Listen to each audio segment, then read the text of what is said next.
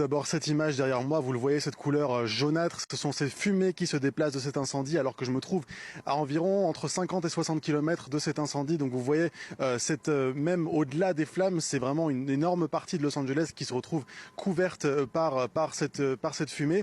Mais effectivement, comme vous l'avez dit, c'est une communauté environ à 60 km au nord-ouest du centre-ville qui est affectée depuis quelques heures environ. C'est une communauté qui s'appelle Castaic, près d'un lac dans le nord-ouest du comté de Los Angeles. 20 000 habitants qui sont actuellement sous ordre d'évacuation. Un certain nombre d'écoles ont été également évacuées. Une prison a été évacuée également. Et ces flammes donc actuellement menacent le centre-ville de Castaic, même s'il devrait rester normalement, selon les pompiers, de l'autre côté du lac qui agit en obstacle face à ces flammes, même si malheureusement il y a 2-3 semaines, lorsqu'on a vu ces gros incendies plus proches du centre-ville, eh bien on avait vu ces braises qui pouvaient être portées par ces vents violents à 1, 2, 3 km potentiellement et qui débutaient donc des nouveaux foyers loin du foyer principal. L'information que l'on retient cet après-midi, c'est également la fermeture de l'autoroute numéro 5 dans les deux sens près de Castaic. Alors ça ne veut peut-être pas dire grand-chose pour les personnes qui ne connaissent pas forcément la Californie, mais c'est l'autoroute principale qui relie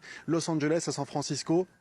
Des dizaines, des centaines de milliers de véhicules empruntent cette autoroute tous les jours, donc ça va forcément avoir des implications extrêmement larges sur toute la région, sur le trafic des passagers, sur le trafic des marchandises également.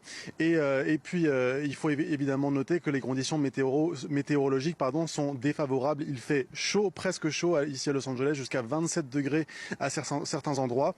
Les vents soufflent de nouveau fort, jusqu'à 70 km/h, et puis surtout ce taux d'humidité extrêmement bas, à moins de 10%, donc des taux d'humidité véritablement désertiques, alors que nous sommes tout près de l'océan Pacifique.